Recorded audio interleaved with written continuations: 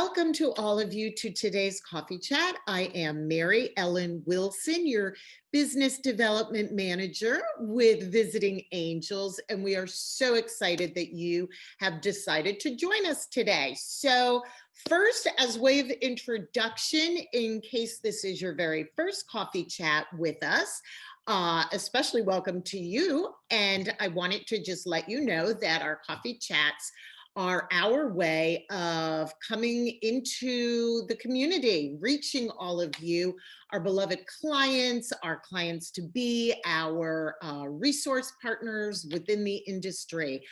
We started our coffee chats in May because we really missed being out and about within the community and seeing all of you. So we have had a huge success and a huge following with these coffee chats. And so every other week we come to you with another topic. Usually our topic centers around dementia, Alzheimer's, etc. We have found that with Visiting Angels, the number one diagnosis for our clients has been some form of dementia. So we know that there is a real need out in the community for more information on navigating life once you yourself is diagnosed or a loved one. So briefly, who is Visiting Angels? Well, we provide in-home care for older adults who desire to age in place gracefully and safely. And we do have offices in Gaithersburg, Silver Spring, Edgewater, Maryland, and Washington, D.C. So we pretty much cover the entire metro Washington area.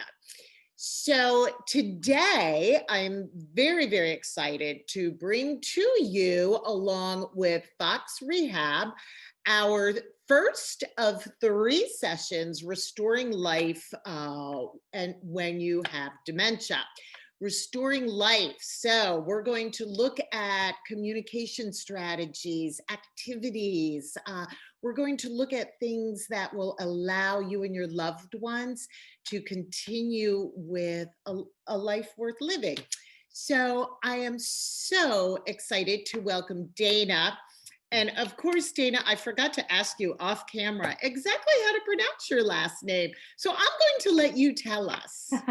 All right, excellent. Well, good morning, everyone. I'm super excited to be a part of your coffee chat today and to bring you some tips and tricks with communicating to your loved ones with dementia. So my name is Dana Winteljewski. Wintel, Rolling I want right, to repeat, please. Winteljewski. yes, Was that it? right off your Winteljewski. tongue. Thank you. Absolutely. So I am an occupational therapist and a senior regional director here at Fox Rehabilitation. I've been an occupational therapist for 11 years now. Mainly, all of those 11 years are mainly working with the geriatric population and our older adults. So again, I'm really excited to be here with you today. Terrific. Well, I think that we should jump right in because I know that so many people wonder, okay, so just what is dementia and what am I experiencing? Am I experiencing normal forgetfulness? Is this dementia? So let's jump in and get started. And I know you're going to go through all the stages and communicating at the different stages. So, oh, and by the way, for all of my viewers, we will have time for Q&A at the end of Dana's presentation. So jot down your questions in the chat box or the Q&A box. For our Facebook friends, hello and welcome in Facebook world. If you have questions, just go ahead and put your questions in the comments. Tiffany, who is behind the curtain, will let us know if our Facebook friends have any questions. All right, Dana, go ahead and share your screen and let's All jump in. right, let's go. Hold on really quickly. Let me get to that first slide. Absolutely, no worries. All right. And yes, please ask questions. I do think it takes a village and not everything what you try one day might work and what you try again doesn't. So definitely here to answer questions and brainstorm. So, all right, let's get right to it. We're going to focus our part one of the coffee chat today at really focusing on communication strategies and how to better equip yourself to have successful communication. So, what do you think of when you hear the word dementia? I'm sure you have some Uh, thoughts that is going such through a time. great question, because so many times there's so much fear, and I almost feel like people hear dementia or have received the diagnosis and they think that's it. That's it. I'm done for. It's going to be quick. I'm going under a black cloud, and that'll be it. Exactly. And what you just said is number one here on the next slide. So, are you thinking fear, frustration, agitation? You're confused. Are you sad? A lot of times when you hear that word, there's some sadness. You think about what your loved one can't do anymore, and the worry. You might even also start thinking about those behavior difficulties and issues. So, we're going to dive into those a little bit. What I want you to really think about is in the stages of dementia, there really is a way to tap into procedural motor memory to capitalize on their saved abilities. So instead of thinking about what they can't do, I challenge you to really think about what they can do. I And love that's where your focus needs to be. I love that mind shift. Yes, what they can do. And just can you just tell us exactly what procedural motor memory means Absolutely. for So people like we're me? going to talk about it as we look a little bit through the Okay. different stages. But a procedural memory is more a motor memory recall. Let's say I was to give you a dumbbell and ask you to do an exercise. You would need to be able to follow my instructions. Mhm. It would take a lot of cueing, and you would need to be following my instructions. Procedural memory is actually the opposite, where let's say I give you a duster. You know exactly what to do with that duster. I put it in your hand and you know automatically that you should Automatically. be dusting. Your Okay. mind knows the motor memory, the motor recall of that action. But if you were a homemaker and I give you that weight, you're going to look at me like, what am I supposed to do with this? Right. So So it's more you need to always automatic. think and know something about your loved one of what is a procedural memory to them. So it could be individualized for each Yes, person. Good absolutely. point. Okay, great. Mhm. Now we're on the same page. Great. All right. So, what is dementia? Dementia is not really a disease, but rather a set of symptoms. It's almost like, uh, we might have shortness of breath from COPD, right? Dementia is a symptom of a disease that we have. It tends to be associated with a gradual decline in memory, and it also has significant behavioral changes that start interfering with our daily life. So let's look at this a little bit more. There are common types of dementia. So there are certain diagnoses that then come with dementia symptoms. The most common is Alzheimer's disease. Believe it or not, there are 5.4 million Americans with Alzheimer's disease. It's crazy, isn't it? It is, and that's affecting 21 million family members, Wow. which is incredible. It's projected to increase to 16 million by 5050 as the baby boomers age, which Wow. is an immense amount Yeah. of our population. And so, with the respect for time, I'm not going to go into details of each of these common types, but I wanted to keep them in the presentation today in case any of them jump out to you as a diagnosis that your loved one or someone you're working with has. And just to acknowledge that each of these types of dementia do have unique symptoms and unique challenges that you're going to be working with. That might be an interesting future coffee chat, because we really Absolutely. haven't had one where we go through each type and the differences among them. All right, good. It I'm was here a for that. challenge to think about where I was going to go in 30 minutes. I know, I know. There is so much we could share. And Absolutely. knowledge is power, right? The more Yes. you're educated and you know, the more powerful and successful you can be. Um, but spending a little bit of time here specifically with our loved ones with Alzheimer's, I wanted to spend a little bit of time on the changes within the brain. So you were better able to equip yourself of what your loved one was actually dealing with and the challenges going on. Um, so you might feel frustrated, but this is kind of enlightening to know everything that they're battling with internally. So, particularly in Alzheimer's, your cells, your brain cells are actually starting to have tangles and plaques.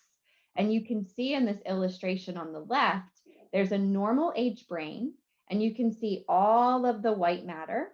And then if you look to the right, you can see an Alzheimer's brain. And if you can see there is enlarged ventricles, there's these extra spaces within the brain.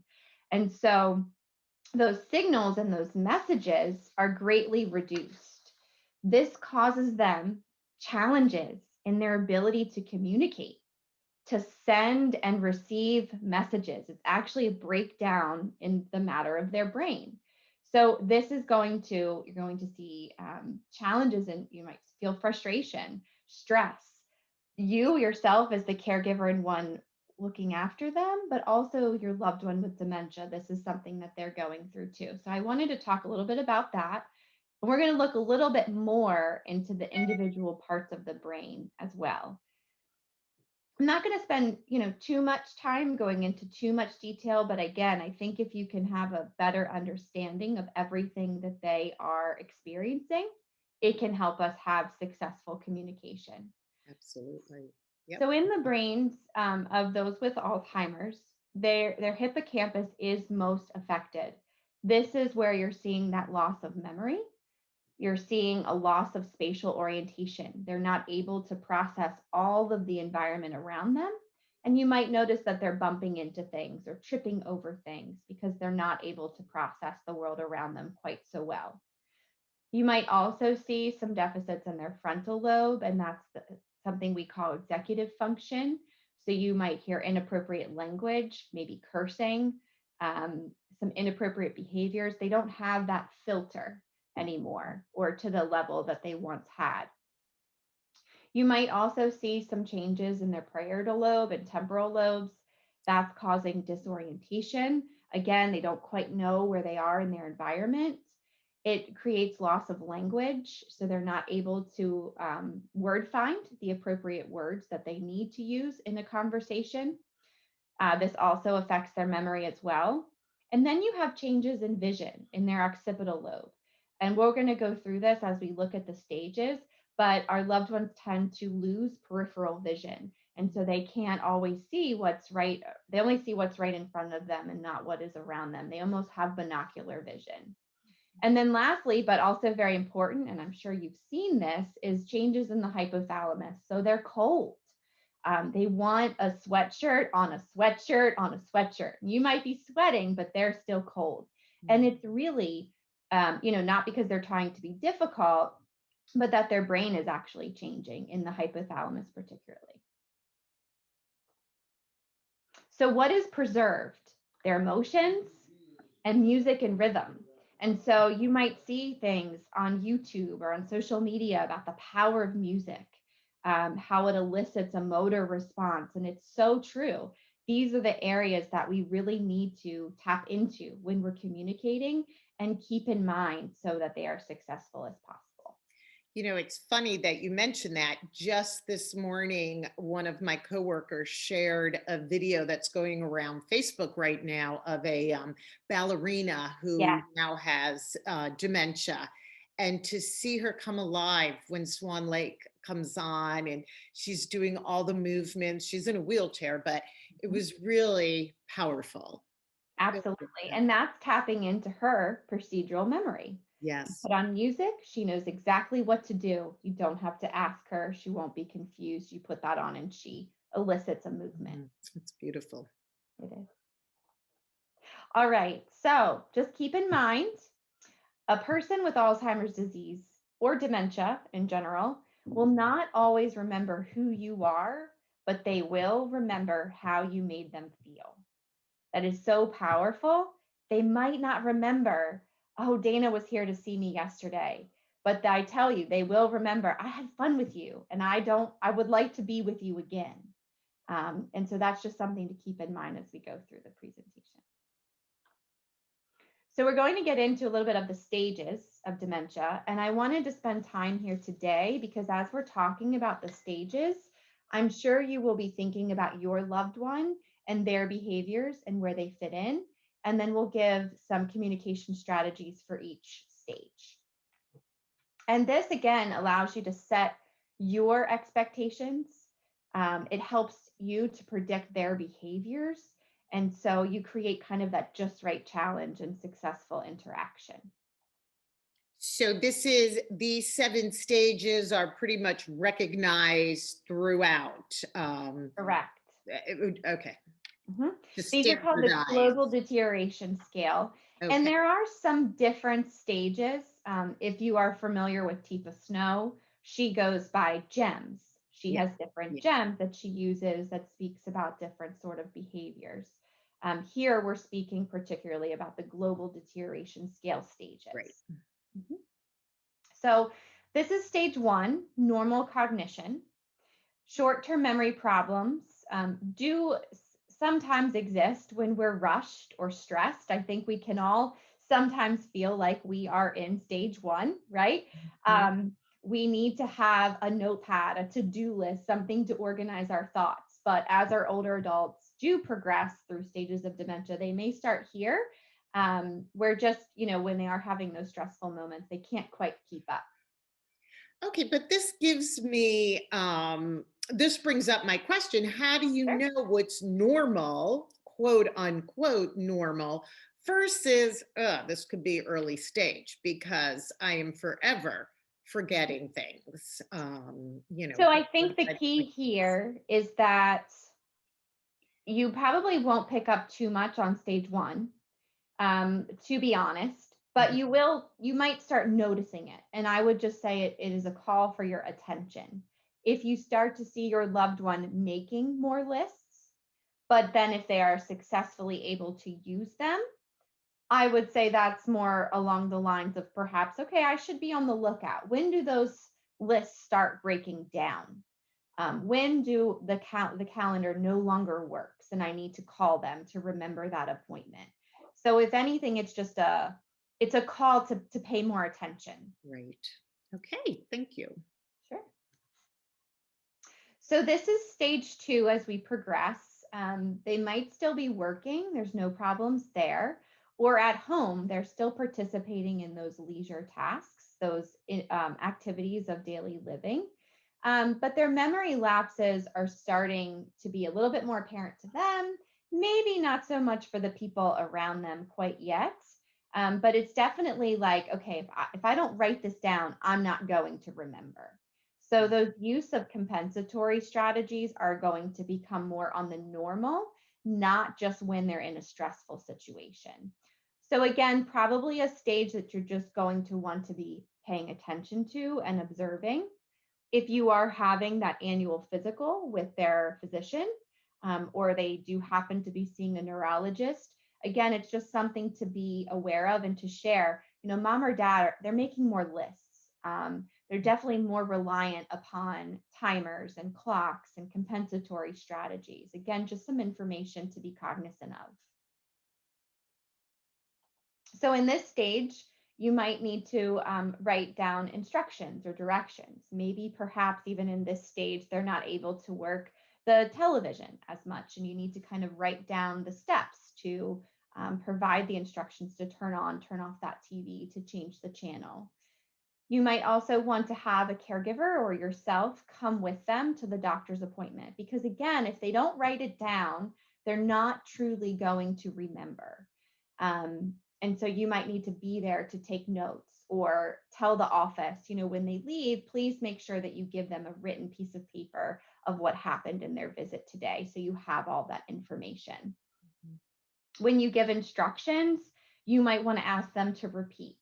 Okay, mom, so we're going to work, you cooked a meal in the microwave for 30 seconds. Can you tell me how we did that? have them repeat back that information. And again, you might need to call them to remind them for those appointments, because maybe just writing it down on the calendar doesn't alert them quite so much. You might actually have that extra step and extra support.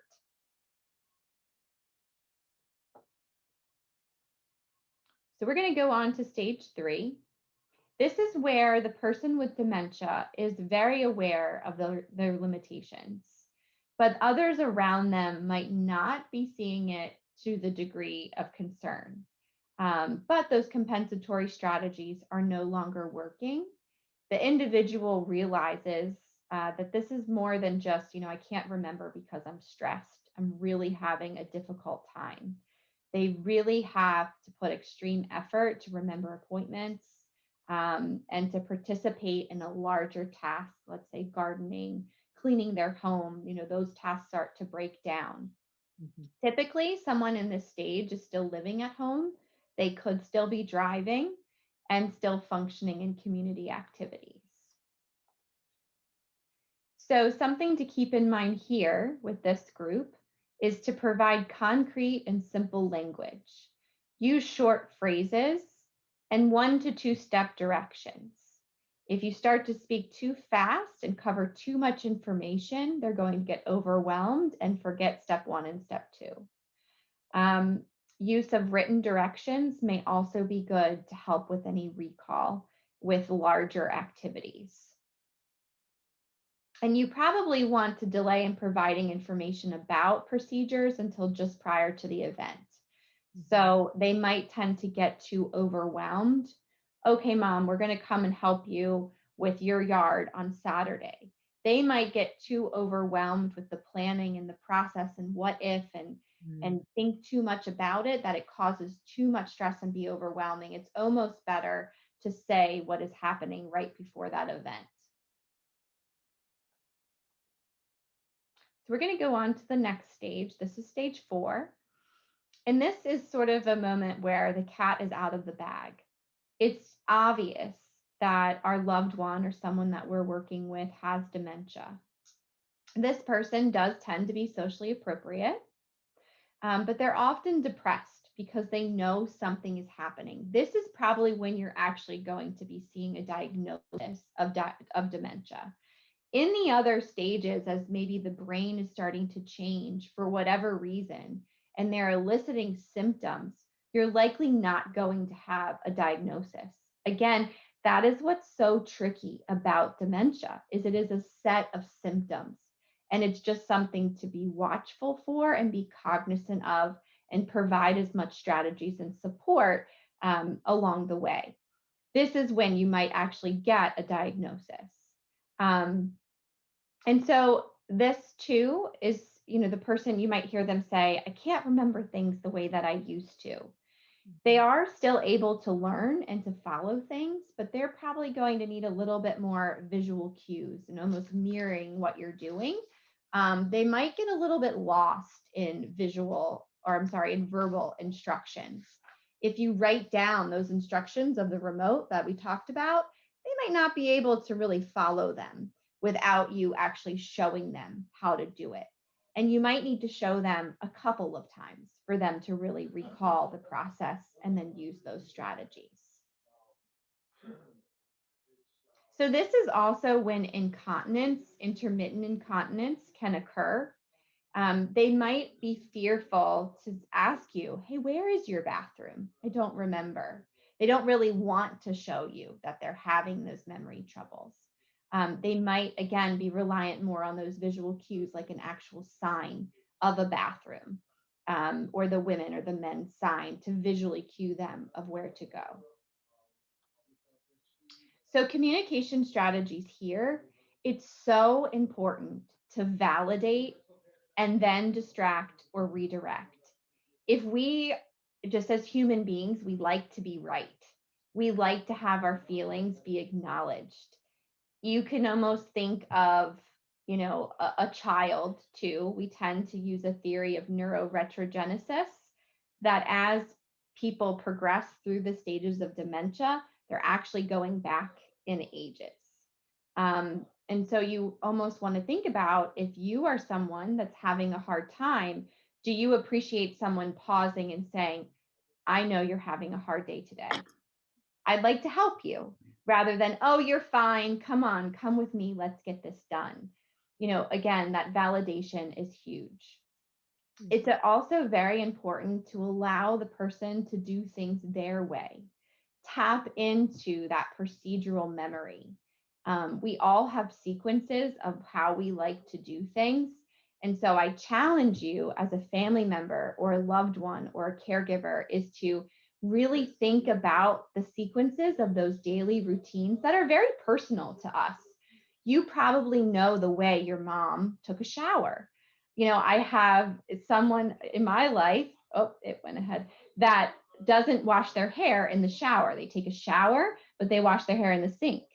So that's just something super powerful to know, that if we put them in the shower and we ask them to wash their hair, that's not going to go well because it's not something in their procedural memory. So it is very important that you think of those details and keep them in mind. All right. So let's see. Repetitive questions. And then, so this person too, they might ask you repetitive questions. And so you want to say to them, well, tell me more about that. That allows us to get more of those particulars, to learn more about them.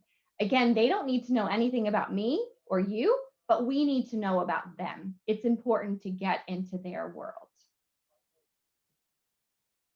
All right. So here's stage 5. So this is where they're dressed and ready, but know where to go. So this is definitely, we're getting towards the end, the later stages of dementia. This individual has no idea that there's a problem with their memory. I don't have a problem, you have a problem. They are going to retain new information for only about 5 minutes and then it's gone. So this is also a loved one that's just visiting. They often don't believe that they should be in, a senior living community if that's where they've transitioned to, or maybe if they are at the son's home, they're not supposed to be there, right? So this is where you might see that they're exit seeking. They might try to elope. So not only from a community such as assisted living, but maybe your own home if that wasn't their home. So they do need assistance to live. So they need assistance for meal prep, for dressing, for bathing. They can't usually remember basic information either. Like they might not remember their grandchildren's name. They don't quite know what day it is, what year it is. And they do need assistance to travel in the community. They wouldn't be able to do that independently. And they may, again, forget where they are and wander away. So you do need to keep a close eye on them if you are out in the community. They may also have a hard time picking out appropriate clothes. They might not know quite what the weather is, what that means, what they should be wearing. This is also when they start to really lose visual field, and that's their surrounding vision, their peripheral vision. So a little bit more like a binocular vision. And here you might start to see too some agitation. And again, it's because there's this level of confusion on their part of the world around them. I'm fine, but you're bothering me. I don't know what's going on. I can't process the world around you. And that's where you might start to see some of that agitation. So let's, I think so. I have a couple more symptoms in here. They probably will know their spouse and their children. They do act appropriately, at least with, very basic conversation. And they love doing social activities, music, singing, dancing. Oh, you're setting the table. How can I help?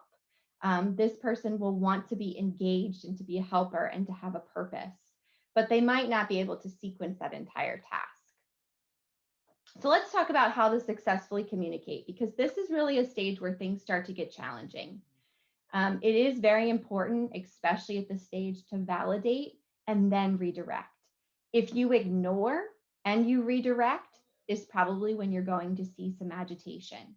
Dana, can you give us an example of validating and most importantly, redirecting? I think that, Absolutely. for example, I will give you, we have a client, a wonderful gentleman who about 30 years ago used to work on Capitol Hill. Now, he hasn't worked there in 30 years. However, every morning he says, okay, I have to get down to the hill. I'm ready to go to work. I have to go to Capitol Hill. So, what are some strategies that his caregiver can do? Sure. So I would say you probably want to think about the time of the day. It depends on if that person knows the time of the day or not. But in the morning, if he's already saying, I need to go to work, I need to go to Capitol Hill, you might need to say, that sounds like a great idea. Tell me more about that while we have breakfast. Or that sounds great. I know you need to get to work. We shouldn't be late, but let's get dressed first. Let's make sure you look good for work. Mhm. This person, again, in about 5 minutes, is going to forget. So you're constantly needing to refresh, validate, and then redirect. You might get tired and say, wow, we just went there a few minutes ago, but that idea is fresh in his brain. He's forgotten what you did. He might have even forgotten that he already ate breakfast, right? Or that he hasn't eaten breakfast. So Right. you always want to say, that sounds, you don't always have to say that sounds great, but the response of tell me more about that. I Yeah. understand you were always on time. Tell me more about that. That's going to get them to open up with you. Yes, that phrase, tell me more about that, and get them talking about that and redirecting with breakfast or a walk or whatever the case Mhm. may be. Thank you, Dana. That is key. Good. A lot of times we want social interaction. We're missing something. We're seeking something else because we need something. Yeah. That person probably remembers that that was a very successful and enjoyable place for him to be. And so that's what he's ready for. He's ready for that experience. And so somehow you have to get him to slow down and have that valuable experience with you. So I love that you asked me that question. We'll keep the questions coming. All right. So relating to that client's world, refer to their social history. So you spoke exactly about that, Mary Ellen. Knowing what the people that you're caring for or your loved ones did as part of an occupation, what their roles are, what their interests were. That's something that, again, they don't need to know about you, but you need to know about them. Your nonverbal communication in this stage is so important as well. Smile, using an upbeat tone. The way that we communicate nonverbally is just so powerful. They're going to know if you're rushed and if you're angry and if you're stressed, and they're going to pick that up from you. Mhm. Mhm. Again, using simple, concrete language, really 1 to 2 step directions. In this group, you want to limit choices to about two. I always tell people don't ask someone with dementia a question that you don't want an answer to. You're not going to want to say to them, do you want to get dressed today? Because they could say, no, I want to lay in bed all day, Children. right? Exactly. You want to say, do you want to wear purple or red? Right? It's time to get up. What would you like to wear, purple or red? Give two choices. Would you like to have pancakes or eggs? Not, do you want to eat today? So something to keep Either in mind. or. Rather than That, yes, no, it's either or. correct. And try to avoid those open-ended questions. What do you want to do today? How are you feeling today? Because they're really not able to process and come up with those answers. Avoid multitasking. Try to stay on that one task, just so they have that attention and they can successfully complete that one task at a time. And calmly respond. We talked a little bit about nonverbal, but it's also not what we say, but the way we say it, right? We can all pick up on different tones. And so calmly responding, even if it is a repetitive question, is going to be very important. That emotional connection as well. So maybe sometimes it's not just you working with them, but maybe they did have a best friend or someone they really enjoyed spending time with. Having those social interactions, human beings are very social people. It is really important if we can keep those up to try to do so. Which is especially difficult right now, as we all know. Absolutely. Yeah. We don't even need to get into that, but yeah. Right. The joys of, FaceTime or whatever app you might be using, and to try to stay connected. Absolutely. This is a challenging time for that. So here's stage 6. We have stage 6 and 7 left. This stage, you can see the gentleman, his picture here, really getting relaxed. They really need a jump start to do just about everything. They will wear their dentures, their glasses, their hearing aids, but really only for a short period. Once it starts to get a little difficult or uncomfortable, they're going to want to take them off or remove them, and they may lose them. This might be the loved one that, Mom, where did you put your hearing aids now? Or, I know you had your glasses, but where did you put them? You always take them off when they start to bother your nose. They may start to look disheveled because, again, if it's not really something they feel like doing, they're not going to. So that socially appropriateness starts to break down. And their hypothalamus is starting to change more in this stage. And so really the layering of clothing, because they're feeling excessively cold, you're going to start to see. So this stage does have more impacts on how we function too, as we get around. And so your gait pattern, you're probably going to see that that's going to start to change, a little bit more of a shuffling gait pattern. This stage as well really starts to lose that peripheral vision. So if you could with me, kind of put your hands up by your eyes, almost like binoculars. And can you notice how your world shrinks around you? All of a sudden, you can't see what's to your left, to your right, what's below you, and what's above you. So just imagine if you were to walk like that. What would you do? You would have a stooped posture. Your eyes would be gazing down, right? Because you can't see below you. You don't have all of that peripheral vision to judge the environment. And so what we might start to see is that, they might even grab food from another loved one at the table if you're sitting at a table, because again, they're not looking too far in front of them, and everything around them is kind of closing in. So their vision is a little bit difficult to process the world around them.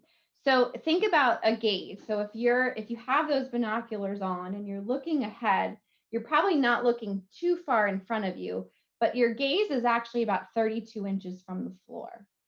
So when you're approaching someone in this stage of dementia, it's so important that you don't approach them from the side, because they can't see you coming. And so you can imagine, if this is your world and you're only seeing this amount, and someone comes up to you and says, "Hey," and touches you on the shoulder, you're going to get startled.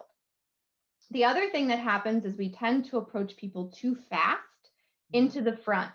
And if they don't have that peripheral vision around them, you're blocking everything. And that also can be very startling, and it feels much more invasive than you mean it to be.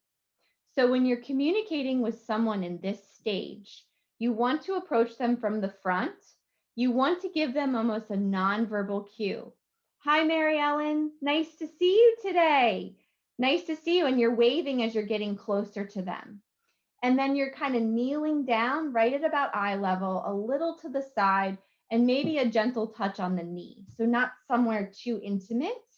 And you're doing it, with that verbal, nonverbal, as you're getting closer and closer. And so we tend to be just very rushed and get too personal, that we have a bad, a behavioral reaction to that. And this, again, is why stairs are so difficult, curbs are so difficult. Really, any kind of mobility can be a little bit challenging. Yeah, we do see falls at this stage a lot. And Yeah, that, and and it's then, hard to have you walk like this, but if you yeah, could, even at the end, you could right. imagine why. And it can be a domino effect from that point. If they are injured, things can go downhill from there. It's important Mhm. Absolutely. at that stage. So this person might stop feeding themselves. Again, they need that jump start. They need that cue to initiate any kind of task. It might be as well that if they're always kind of looking ahead, and you might need to cue them to look at the table. "Hey, Dana, I just put your lunch on the table," and then they'll look down. Otherwise, they're not even going to see that it's there. This person might also be incontinent and not realizing that they even need to void. It might be, just that they don't even have that alertness, that attention there. They might also wander and pace in the environment. Again, there's something that they're needing, that they're missing, but they don't quite know what that is or how to get it. And so instead, you'll start to see that behavior of pacing. This person will also be agitated often because they have a fear. They don't really understand the environment around them or what you're trying to do, and it's uncomfortable. And so you might see that there's some paranoia. There might be hoarding here. That's mine. I need that. I need something. And you might start to see them resisting care. So, some communication strategies for this stage. Again, you're always going to see validating and redirect at the top. That's so important of the way we communicate. In this stage too, they might get agitated, and it's important to realize that you might need to take a deep breath and you might need to walk away and come back. They're probably not going to remember that you were just there. And so you just might need to regroup yourself, walk away again, take a deep breath, adjust everything, and then come back and reapproach. Remember how you are approaching them. Coming in at a slight angle and at eye level is very important. Remember that touch, that you're not getting too intimate. Maybe that touch on the knee first to get them ready for your interaction. Single step directions and avoiding that dual tasking, one task at a time, very simple and concrete. The other challenging part in this stage is that it could take them up to 90 seconds to respond. If you could imagine, I'm sure you can, this is a challenge to say, let's stand up. You might need to count to 90 before they do it. It is just taking that long for the message to come in, get received, processed, and turned into a motor reaction. And so, what do we do when someone doesn't respond? We tend to speak louder and faster. Mhm. We tend to change the way that we're saying the commands. We want to make sure we're repeating ourselves in the same manner, same simple commands, pleasant, calm tone, and count to at least 30 seconds. So I challenge you also to do that. It's not intuitive and it is hard, but they really need a lot of time to process what you're asking. And if you are louder and faster and you change your words, they have to do it all again. And so this use of the 90-second rule is very important in these later stages. So we already touched on the nonverbal communication, the smiling, the calm tone, the gentle touch on the knee rather than the waist or the shoulder. But also something to keep in mind is environmental adaptations. You know, there's communication not only in what we say, how we say it, but also in the environment around us. So this person might need signs that are hung up. They might need a bathroom sign, or they might also need symbols on their, on their toothpaste or their lipstick, or put on the actual toothpaste that this is toothpaste. So they might rely on those environmental cues more. And maintaining consistency. And this is a challenge too, but if you kind of go back to almost a toddler, they thrive with consistency and schedule. And so that it might seem redundant to you, but it's expected and it's successful. And that's how this stage really participates at their optimal function. And that can be anything from a schedule to how you approach them to where the furniture is. They definitely need it to be reliable and consistent. So here's the last stage, and this is stage 7. So if it looks good, feels good, and tastes good, I'll do it. Otherwise, don't bother me. They're really dominated by their senses, but here is where we need to be a detective. Not all behaviors are what you think. They might be humming or rocking, but that might mean someone is calm and happy because that's what they've done. But this might also be someone that's doing that because they're in pain. And that's a self-calming mechanism. So in this stage, they're not so verbal, and we have to be their detective and advocate. You might also see more behaviors that are resistant, agitation. They might have hallucinations in this stage. And this is kind of going back almost to an infant level. If you think about what an infant does, it's all dominated by their senses, and what feels good and tastes good, they're going to eat it and do it. And so that's almost kind of the stage that we need to think about. If they're upset, they cry, and we need to understand or try to figure out, why is that baby crying, right? Are they hungry? Are they in pain? Do they need interaction? And that's almost going back to how we have to be a detective in this later stage. So here in this stage, some things to keep in mind is that 90-second rule again, making sure that we give them up to 90 seconds to respond. Again, those single step directions. And for that nonverbal communication, we really need to pay attention to how they're communicating with us and not just how we are communicating with them. Using light touch is very important, and the smiling and that nonverbal is going to be mirrored, and we get the most successful interaction there. So I've kind of gone through the stages. So I'm not sure if we're getting a little closer on time. We might be, that we should go into some questions. We are. So why don't we do this? Let's answer. There are a couple questions. All So why right. don't we answer those and then come back to Absolutely. it, which, okay, great. So one of the first questions is someone tells us that the challenge that she has is that my father understands that something is happening, but he resents being treated like a child.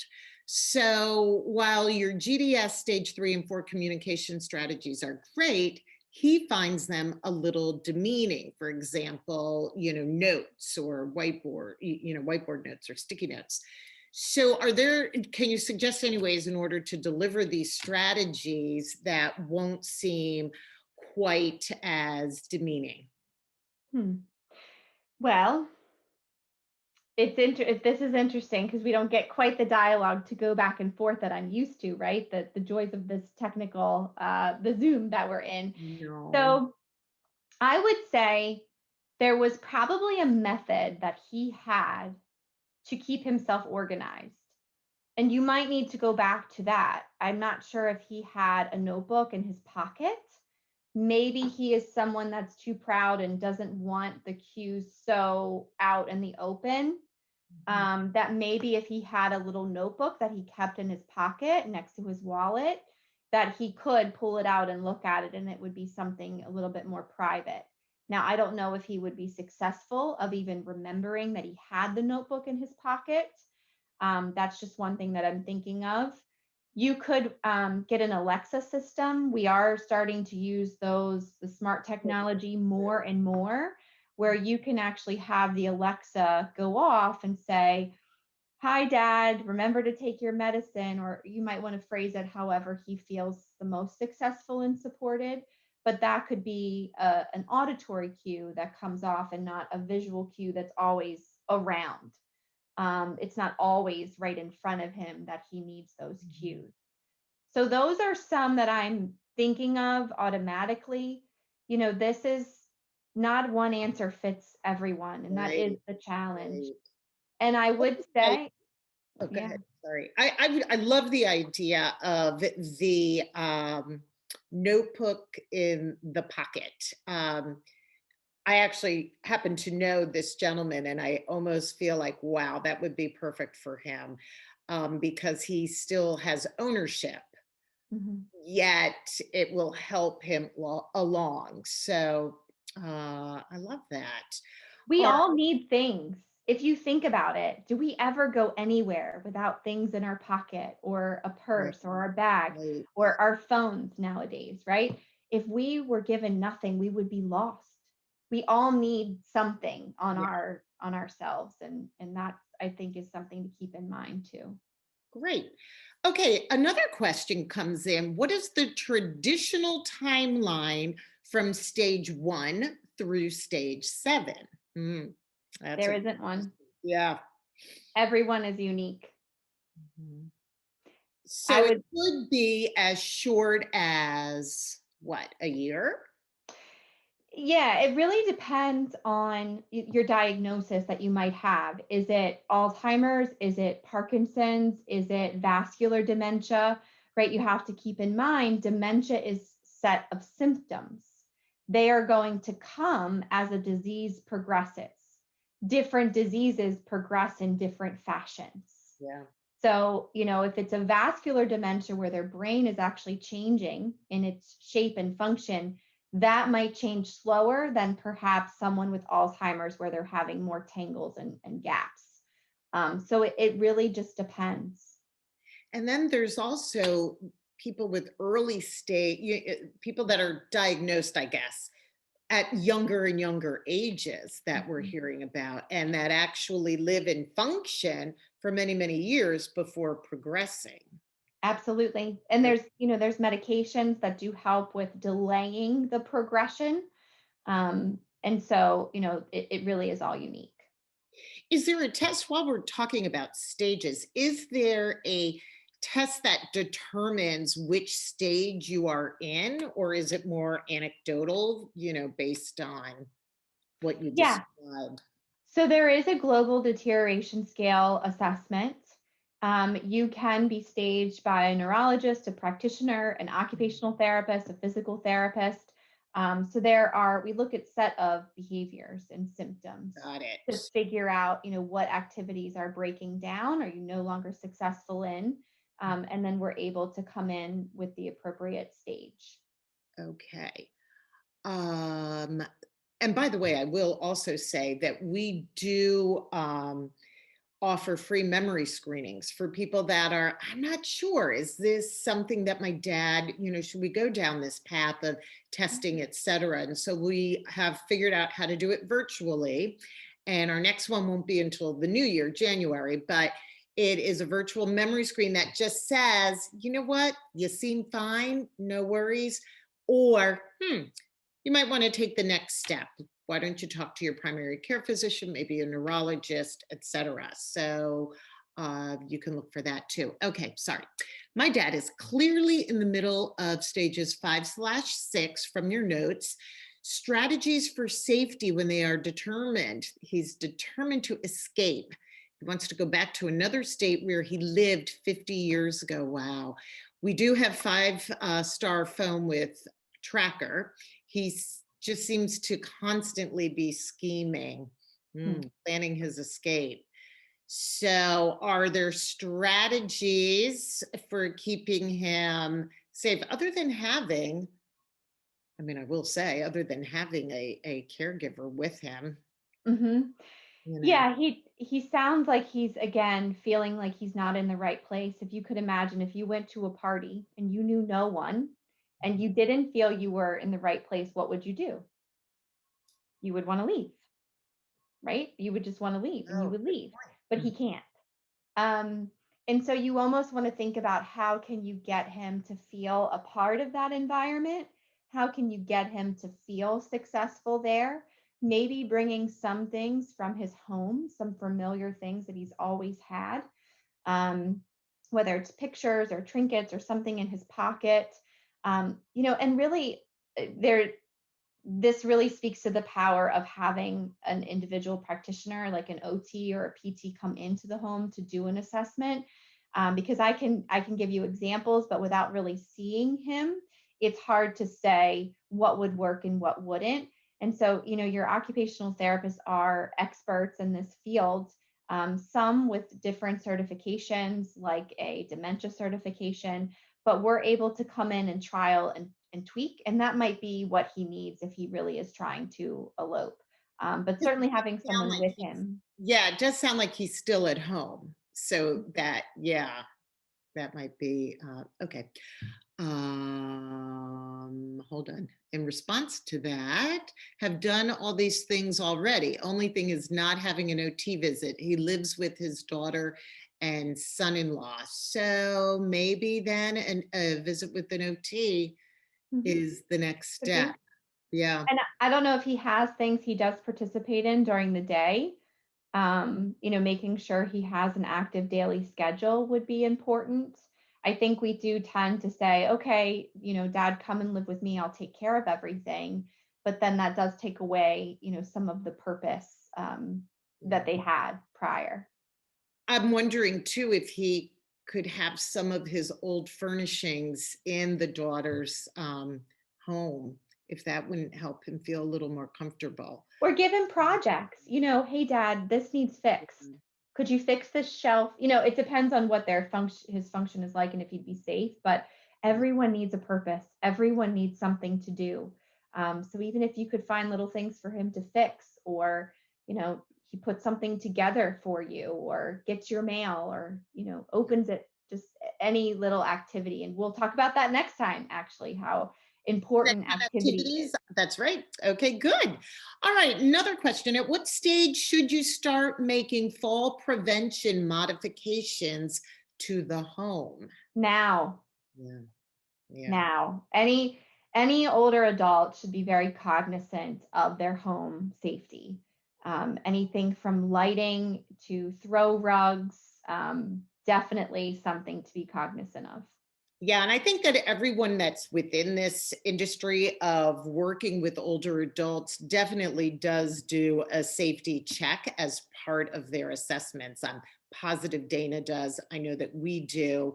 And I think that that is a very important part of being able to age in place, right? Absolutely. And you're going to see that in their behaviors, whether they avoid, get agitated, something is probably going on in their environment as well.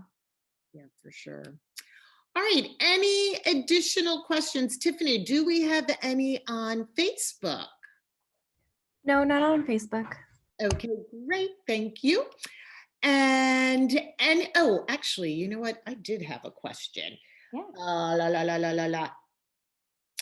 Oh, sugar beets. See, I forgot. Just kidding. Okay, so I wanted to add, oh, I knew what it was. It was about the medications. And you did talk briefly towards the end. Is there a way to delay the onset of moving into the next stage, or, compensatory activities, which I guess we're going to talk about next time, aren't we? Yeah, we will. We'll talk about that next time. But keep in mind, physical exercise is key to the brain's health as well. So, your brain is a part of your body that you have to take care of, and exercise helps that too. And so keep that in mind. It's very easy to take a medication every day and think you're doing it, but the power of exercise is certainly incredible. And so staying active helps that progression as well. Keep moving. Yeah, absolutely. Okay, we have 3 minutes left. So Dana, I want you to wrap this up and put on a bow and let us know Yes. the most important thing for the next 2.5 minutes. Right. So, yeah, I should have timed myself a little bit better, but I will stop here. I will speak a little bit about the environment. And so, really, and a lot of these questions come down to not only how we're communicating with our loved ones, but how we set them up for success in the environment. So, um, I would just say, look around, take a quick scan, think about the environment that they're in. Does it have excess clutter? Is there stuff everywhere and loud and bright, or not enough light and very dim? All of those things within the environment are going to have an effect on behaviors and communication, and how they communicate with you and how you can communicate with them. So, to have that successful engagement and communication, please make sure that their environment is simple, is clean, is decluttered, and that it promotes the most successful engagement, that they can have sort of that just right challenge and it's not so overwhelming for them. And with that, if you're having any struggles and you would like someone to bounce ideas off of, we are here. Anyone from Fox or any organization that does have occupational therapists or dementia certified practitioners is something you can look out for. It takes a village to care for our loved ones with dementia, and so use your resources. We're all here to support each other, and like I said, one thing you try that's successful one day, it might not be the next, but don't forget about it. Don't get too frustrated. I challenge you to take a deep breath, regroup, and then reapproach. Dana, how can our viewers, where can they find you? And by the way, everyone, you will get this as a recording in case you want to go back through or share it with some of your siblings or other loved ones. But Dana, where can they find you? Absolutely. So we have a wonderful website that is full of resources. So please check out foxrehab.org. And on there has our home office phone number, and you can call and you could get connected with me. So I oversee Maryland, but we have Fox clinicians all over the East Coast and now spreading to the West Coast as well. And so please check us out. We would love to be a resource for you and your families. That is terrific. And with that, our time is up. Dana, thank you so much. This has been fabulous. Like I said, the recording will be sent out in 2 weeks. We will meet up with Dana once again.